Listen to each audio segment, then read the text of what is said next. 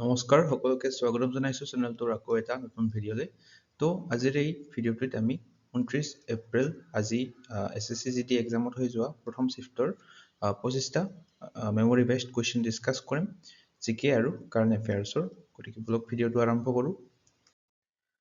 আৰু আমাৰ Telegram চেনেলটোত join হ'বলৈ এই কিউআৰটো স্কেন কৰি জইন হ'ব পাৰে, নাইবা এই লিংকটো ডেছক্ৰিপশ্যন বক্সত দিয়া আছে। আপোনালোকৰ যিসকলে এক্সাম দি আহিছে তেওঁলোকে কুৱেশ্যনবিলাক এই চেনেলটোত হোৱাটছআপ কৰি পঠাই দিব।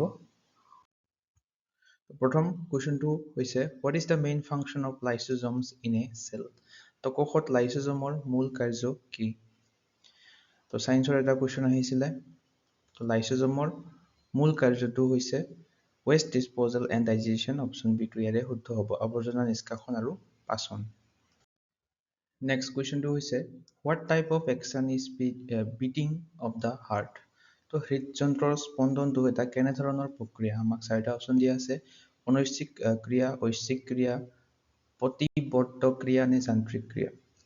তো হৃদযন্ত্ৰৰ স্পন্দনটো এটা আপনা আপুনি চলি থকা ক্ৰিয়া, চ' এইটো এটা অনৈচ্ছিক ক্ৰিয়া হ'ব, ইনভলুণ্টেৰী একশ্যন। অপশ্যন এ টো শুদ্ধ হ'ব। তো অনৈচ্ছিক ক্ৰিয়া কাক কয়? যিবোৰ ক্ৰিয়া আমাৰ ইচ্ছা নোহোৱাকৈ আপনা আপুনি চলি থাকে আৰু যাৰ ওপৰত আমাৰ কোনো নিয়ন্ত্ৰণ নাথাকে, সেইবোৰকে অনৈচ্ছিক ক্ৰিয়া বোলা হয়। নেক্সট কুৱেশ্যনটো হৈছে what is the largest salt water lake in India. একেবাৰে সহজ প্ৰশ্ন। তো ভাৰতৰ সৰ্ববৃহৎ লুণীয়া বা নিমখীয়া পানীৰ হ্ৰদটো কোনটো? তো সেইটো হৈছে চিলিকা হ্ৰদ। অপশ্যন বি টো ইয়াৰে শুদ্ধ হ'ব। আৰু এই চিলিকা লেকটো আছে ওড়িশা ৰাজ্যখনত। এছিয়াৰ আটাইতকৈ ডাঙৰ আৰু বিশ্বৰ দ্বিতীয় বৃহত্তম উপদ্বীপীয় হ্ৰদ হয় এই চিলিকা হ্ৰদটো। আৰু 1981 চনত 1981ত এইটো ৰামছাৰ সন্মিলনৰ অধীনত ইয়াক আৰ্দ্ৰভূমি হিচাপে স্বীকৃতি দিয়া হৈছিল। নেক্সট কুৱেশ্যনটো হৈছে who held the office of president of India from 1992 to 1997। তো 1992 চনৰ পৰা 1997 চনলৈ ভাৰতৰ ৰাষ্ট্ৰপতি পদত কোনে কাৰ্যনিৰ্বাহ কৰিছিলে? তো 1992 পৰা 1997লৈ ভাৰতৰ ৰাষ্ট্ৰপতি আছিলে শংকৰ দয়াল শৰ্মা, ডক্টৰ শংকৰ দয়াল শৰ্মা। এখেত আছিলে ভাৰতৰ 9th প্ৰেচিডেণ্ট। নেক্সট কুৱেশ্যনটো হৈছে in which year did India host the cricket world cup for the first time. তো ভাৰতে প্ৰথমবাৰৰ বাবে কেতিয়া ক্ৰিকেট বিশ্বকাপ আয়োজন কৰিছিলে? তো ভাৰতে প্ৰথমবাৰৰ বাবে ক্ৰিকেট বিশ্বকাপ আয়োজন কৰিছিলে 1987 চনত। অপশ্যন চি টো ইয়াৰে শুদ্ধ হ'ব, 1987। আৰু এই বিশ্বকাপত জয়লাভ কৰিছিলে অষ্ট্ৰেলিয়া দলটোৱে। ৰানাৰ্ছ আপ আছিলে ইংলেণ্ড। নেক্সট কুৱেশ্যনটো হৈছে who was the first Indian women to receive the Bharat Ratna award. তো ভাৰত ৰত্ন বঁটা লাভ কৰা প্ৰথমগৰাকী ভাৰতীয় মহিলা কোন আছিলে? একেবাৰে সহজ প্ৰশ্ন। ভাৰত ৰত্ন লাভ কৰা প্ৰথমগৰাকী ভাৰতীয় মহিলা আছিলে ইন্দিৰা গান্ধী। অপশ্যন এ টো ইয়াৰে শুদ্ধ হ'ব। কিমান চনত দিয়া হৈছিলে? 1971 চনত ইন্দিৰা গান্ধীক এই ভাৰত ৰত্ন বঁটাটো দিয়া হৈছিলে। মাদাৰ তেৰেছাক 1980 চনত দিয়া হৈছিলে। তেওঁ হৈছে দ্বিতীয়গৰাকী ভাৰতীয় মহিলা যিয়ে ভাৰত ৰত্ন বঁটা লাভ কৰিছিলে। নেক্সট কুৱেশ্যনটো হৈছে who was the first official world chess champion. প্ৰথম আনুষ্ঠানিক বিশ্ব দবা চেম্পিয়ন কোন আছিলে? তো প্ৰথমগৰাকী অফিচিয়েল ৱৰ্ল্ড চেছ চেম্পিয়ন আছিলে বিশ্বৰ ভিতৰত উইলহেম ষ্টেইনিছ। অপশ্যন চি টো ইয়াৰে শুদ্ধ হ'ব। তো কিমান চনত লাভ কৰিছিলে? কিমান চনত তেখেতে এই দবা চেম্পিয়ন হৈছিলে? 1886 চনত। এইটো মনত ৰাখিব। আৰু আমাক যদি সোধে ভাৰতৰ প্ৰথমগৰাকী ৱৰ্ল্ড চেছ চেম্পিয়ন কোন? তো তেখেত হ'ব বিশ্বনাথন আনন্দ। লগতে এই ভিডিঅ'টো চাই যদি আপোনালোকৰ সহায় হোৱা বুলি ভাবে তেনেহ'লে আপোনালোকে লাইক বটনটোত ক্লিক কৰি ইয়াতে এটা হাইপ বটন দেখা হ'ব, ইয়াতে ক্লিক কৰিব নাপাহৰিব। ইয়াতে ক্লিক কৰি হাইপ কৰি দিব। নেক্সট কুৱেশ্যনটো হৈছে where do the Ganga and Brahmaputra river form their delta before flowing into the Bay of Bengal। তো গংগা আৰু ব্ৰহ্মপুত্ৰ নদীয়ে বংগোপসাগৰত পৰাৰ আগতে কোনটো বদ্বীপ গঠন কৰে? কোনটো নহয়, ক'ত বদ্বীপ গঠন কৰে? তো গংগা ব্ৰহ্মপুত্ৰ ডেল্টাটো আমি চিনি পাওঁ, যিটো সুন্দৰবন ডেল্টা বুলিও কোৱা হয়। তো এইটো ডেল্টাটো ফৰ্ম হয় ৱেষ্ট বেংগলত। অপশ্যন এটো ইয়াৰে শুদ্ধ হ'ব। নেক্সট কুৱেশ্যনটো হৈছে when did the first Anglo-Mysore war take place? তো প্ৰথম এংলো-মাইচৰ যুদ্ধ কেতিয়া সংঘটিত হৈছিলে? টাইমটো আমাক সুধিছে ফাৰ্ষ্ট এংলো-মাইচৰ ৱাৰ হৈছিলে 1767 পৰা 1769 মানে 1767 পৰা 1769 চনলৈ হৈছিলে। কাৰ মাজত সংঘটিত হৈছিলে? তো ফাৰ্ষ্ট এংলো-মাইচৰ যুদ্ধটো হায়দৰ আলী মানে মাইচৰৰ যিজন শাসক আছিলে হায়দৰ আলী আৰু ব্ৰিটিছ ইষ্ট ইণ্ডিয়া কোম্পানীৰ মাজত হৈছিলে। আৰু এই যুদ্ধখন 1769 চনত যিটো মাদ্ৰাজ চুক্তি হৈছিলে মাদ্ৰাজ চুক্তিটোৰ দ্বাৰা এই যুদ্ধখন সমাপ্ত হৈছিলে। নেক্সট কুৱেশ্যনটো হৈছে what is the primary effect of আৰ্থছ এক্সিয়েল tilt? তো পৃথিৱীৰ অক্ষীয় হেলনীয়া অৱস্থাৰ প্ৰাথমিক প্ৰভাৱটো কি? অপশ্যনত জোৱাৰ ফটা দিয়া আছে, ঋতু পৰিৱৰ্তন, দিনালুদাৰ সৃষ্টি আৰু ভূমিকম্প। তো পৃথিৱীৰ অক্ষীয় হেলনীয়া অৱস্থাৰ প্ৰাথমিক প্ৰভাৱটো হৈছে ঋতু পৰিৱৰ্তন বা ছিজনেলিটি, অপশ্যন বি টো ইয়াৰে শুদ্ধ হ'ব। চ' এই হেলনীয়া অৱস্থাৰ বাবে গ্ৰীষ্মকালত দিনটো দীঘল হয় আৰু শীতকালত দিনটো ছুটি হোৱা দেখা যায়। নেক্সট কুৱেশ্যনটো হৈছে which part of India is the Satpura mountain range primarily located? তো সাতপুৰা পৰ্বতমালা ভাৰতৰ কোনটো অংশত অৱস্থিত?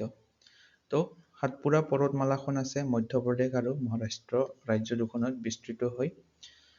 তো ইয়াৰে শুদ্ধ উত্তৰটো হ'ব অপশ্যন ডি চেণ্ট্ৰেল ইণ্ডিয়া অৰ্থাৎ মধ্য ভাৰতত অৱস্থিত সাতপুৰা পৰ্বতমালাখন। ইয়াৰে ইম্পৰ্টেণ্ট পইণ্টখিনি মনত ৰাখিব, ৰাজ্য দুখন ক'লোৱে মধ্যপ্ৰদেশ আৰু মহাৰাষ্ট্ৰত অৱস্থিত আৰু ইয়াৰে হাইয়েষ্ট পিকটো কি? সাতপুৰা ৰেঞ্জৰ হাইয়েষ্ট পিকটো হৈছে ধূপগড়। এইটো মনত ৰাখিব, ধূপগড় হৈছে সাতপুৰা পৰ্বতমালাৰ আটাইতকৈ সৰ্বোচ্চ শৃংগ। নেক্সট কুৱেশ্যনটো হৈছে what was the primary purpose of French when they first arrived in India? তো ফৰাচীসকল প্ৰথমবাৰ যেতিয়া ভাৰতলৈ আহিছিল তেতিয়া তেওঁলোকৰ প্ৰাথমিক উদ্দেশ্য কি আছিলে? তো ফৰাচীসকলৰ প্ৰথম উদ্দেশ্যটো আছিলে ট্ৰেড অৰ্থাৎ বেপাৰ বাণিজ্য, অপশ্যন চিটো ইয়াৰে শুদ্ধ হ'ব। তো এই ফৰাচীসকলে আছিলে ভাৰতলৈ অহা শেষৰটো ইউৰোপীয়ান শক্তি। তেওঁলোকৰ মূল উদ্দেশ্যটো আছিলে মছলা, ৰেচম, কপাহ, বস্ত্ৰৰ ব্যৱসায় কৰা আৰু তেওঁলোকে 1668 চনত গুজৰাটত প্ৰথমটো ব্যৱসায়িক কাৰখানা স্থাপন কৰিছিলে। নেক্সট কুৱেশ্যনটো হৈছে in 2024 which country passed historic law banning use of social media platform for children under 16? তো 2024 চনত 16 বছৰৰ তলৰ শিশুৰ বাবে সামাজিক মাধ্যমৰ ব্যৱহাৰ নিষিদ্ধ কৰি কোনখন দেশে ইতিহাস কৰিছিলে? সেই দেশখন হৈছে অষ্ট্ৰেলিয়া, অপশ্যন বি টো শুদ্ধ হ'ব। নেক্সট কুৱেশ্যনটো হৈছে according to the constitution who is the administrative head of the union territory of India? তো একেবাৰে সহজ প্ৰশ্ন, এখন কেন্দ্ৰীয় শাসিত অঞ্চলৰ প্ৰশাসনিক মুৰব্বী কোন? ভাৰতৰ সংবিধান অনুসৰি মুৰব্বীজন হৈছে ভাৰতৰ ৰাষ্ট্ৰপতি, প্ৰেচিডেণ্ট অফ ইণ্ডিয়া। নেক্সট কুৱেশ্যনটো হৈছে on which occasion is Santhal dance primarily performed by Santhal tribe? তো চাওতাল জনজাতিৰ দ্বাৰা যিটো চাওতাল নৃত্য অনুষ্ঠিত কৰা হয় মূলতঃ কোনটো অনুষ্ঠানত পৰিৱেশন কৰা হয়? তো শস্য চপোৱা সময়ত এই চাওতাল নৃত্যটো পৰিৱেশন কৰা হয় হাৰ্ভেষ্টিং ছিজনত। নেক্সট কুৱেশ্যনটো হৈছে on which occasion is the Tippani folk dance primarily performed? তো টিপ্পনী লোকনৃত্যটো মূলতঃ কোনটো অনুষ্ঠানত পৰিৱেশন কৰা হয়? তো টিপ্পনী লোকনৃত্যটো গুজৰাট ৰাজ্যখনত পালন কৰা হয় আৰু এইটো বিবাহ অনুষ্ঠানত এই লোকনৃত্যটো পালন কৰা হয়।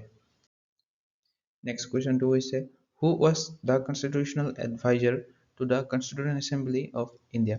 তো ভাৰতৰ সংবিধান সভাৰ সাংবিধানিক পৰামৰ্শদাতা কোন আছিলে?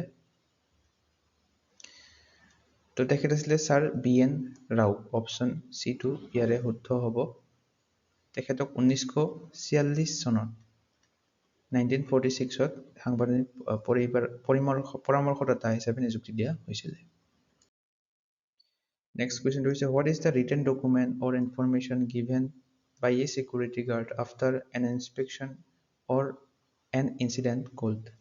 তো কৰ্তব্যৰ সময়ত নিৰাপত্তাৰক্ষীয়ে কোনো নিৰীক্ষণ বা ঘটনাৰ পিছত লিখিত ৰূপত দিয়া নথিখনক কি বুলি কোৱা হয়? তো সেই নথিখনক কোৱা হয় ইনচিডেণ্ট ৰিপৰ্ট, ঘটনাৰ প্ৰতিবেদন। Next question is what is the register code used to record the presence and absence of security personnel and where they usually sign? তো নিৰাপত্তাৰক্ষীসকল উপস্থিতি আৰু অনুপস্থিতিৰ তথ্য ৰাখিবলৈ ব্যৱহাৰ কৰা পঞ্জীয়ন বহীখনক কি বুলি কোৱা হয়? য'ত তেওঁলোকে স্বাক্ষৰ কৰে সেইখনক কোৱা হয় এটেণ্ডেন্স ৰেজিষ্টাৰ বুলি, উপস্থিতি পঞ্জীয়ন বহী। Next question 2 is what is the LCM of the fraction 4/7, 8/14 and 12/21? তো 4/7, 8/14 আৰু 12/21 এই তিনিটা ভগ্নাংশৰ আমাক লসাগু উলিয়াব দিছে। তো যেতিয়া আমাক ভগ্নাংশৰ লসাগু উলিয়াব দিয়ে তো প্ৰথমতে আমি সেই ভগ্নাংশ কেইটাৰ লবসমূহৰ লসাগু ল'ম, তাৰপাছত হৰসমূহৰ গসাগু উলিয়াম। তো তাৰপাছত কি কৰিব লাগিব লসাগু উলিয়াবৰ কাৰণে? তো সেই লবসমূহৰ লসাগুটোক আমি এলচিএমটোক হৰকেইটাৰ গসাগু অৰ্থাৎ HCF এৰে ডিভাইড দিলে আমি লসাগুটো পাই যাম। তো ইয়াতে 4, 8, 12 আমি যদি এলচিএম উলিয়াও ছুটিহৰণ পদ্ধতিৰে আমি পাম 24। আকৌ 7, এই 7, 14 আৰু 21 যদি গসাগু উলিয়াও আমি পাম 7। তো ইয়াৰে এনচাৰটো হৈ যাব এলচিএমটো হৈ যাব 24/7, অপশ্যন এটো ইয়াৰে কাৰেক্ট হ'ব। তো ভগ্নাংশৰ যেতিয়া আমাক লসাগু উলিয়াব দিয়ে তো প্ৰথমতে আমি এই লবৰ সংখ্যা কেইটাৰ লসাগু উলিয়াই এলচিএম উলিয়াই হৰৰ সংখ্যা কেইটাৰ HCF টোৰে ডিভাইড দিব লাগিব। নেক্সট কেইটামান হিন্দী গ্ৰামাৰৰ কুৱেশ্যন আছে। Which of the following is the correct spelling of the word অক্সৰ? তো অক্সৰ শব্দটোৰ হিন্দী স্পেলিং ইয়াতে আমাক কোনটো কাৰেক্ট হয় সুধিছে। তো এইটো শুদ্ধ নহয়, এইটো শুদ্ধ নহয়, এইটো শুদ্ধ নহয়, শুদ্ধ এইটো অক্সৰটো হৈছে শুদ্ধ। নেক্সট কুৱেশ্যনটো হৈছে what is the antonym of the Hindi word কাল? অৰ্থাৎ কাল আমি অসমীয়া যিটো কালি কওঁ টুমৰো, তো ইয়াৰে এণ্টনিমটো ক'বলৈ কৈছে বিপৰীত শব্দ, সেইটো হ'ব আজ, অপশ্যন বি। নেক্সট কুৱেশ্যনটো কাৰেক্ট হিন্দী মিনিংটো উলিয়াব কৈছে। তো কনফেশ্যন শব্দটোৰ কাৰেক্ট হিন্দী অৰ্থটো কি? তো কনফেশ্যনৰ হিন্দী অৰ্থটো হৈছে স্বীকাৰ কৰনা, বা ইয়াতে অপশ্যন চিটো হ'ব শুদ্ধ, অপৰাধ স্বীকাৰ কৰনা। নেক্সট কুৱেশ্যনটো হৈছে which of the following is the correct spelling of the word ব্যৱস্থিত ইন হিন্দী? তো ব্যৱস্থিত শব্দটোৰ কাৰেক্ট স্পেলিংটো হৈছে অপশ্যন ডি এইটো। নেক্সট শব্দটো হৈছে কাৰেক্ট স্পেলিং উলিয়াব দিছে এইটোৰ ব্যৱসায়িক। তো ব্যৱসায়িক শব্দটোৰ কাৰেক্ট স্পেলিংটো হৈছে অপশ্যন চিটো এই ব্যৱসায়িকটো। নেক্সট কুৱেশ্যনটো হৈছে what is the correct Hindi meaning of the English word interrogation? তো ইণ্টাৰগেশ্যন এই ইংলিছ শব্দটোৰ হিন্দী অৰ্থটো ক'ব লাগে। তো এই চাৰিটা অপশ্যনৰ কোনটো শুদ্ধ হয় আপোনালোকে ক'ব। সো ইয়াৰ লগতে আপোনালোকে যদি আমাৰ কাৰেণ্ট এফেয়াৰ্ছৰ বুকলেট দুখন ল'ব বিচাৰে, ইখন হৈছে আছাম কাৰেণ্ট এফেয়াৰ্ছৰ বুকলেটখন আৰু এইখন হৈছে নেশ্যনেল ইণ্টাৰনেশ্যনেল কাৰেণ্ট এফেয়াৰ্ছৰ বুকলেটখন। তো গোটেই মেলি আপোনালোকে 2000ৰো অধিক কাৰেণ্ট এফেয়াৰ্ছৰ MCQ পাব এই বুকলেট দুখনত। যদি এই বুকলেট দুখন বাই কৰিব বিচাৰে চিম্পলি এই হোৱাটছআপ নম্বৰটোত হোৱাটছআপ কৰিব পাৰে, তাতে আপোনালোকে 50 টকা মাত্ৰ পে' কৰি এই বুকলেটখন ল'ব পাৰে।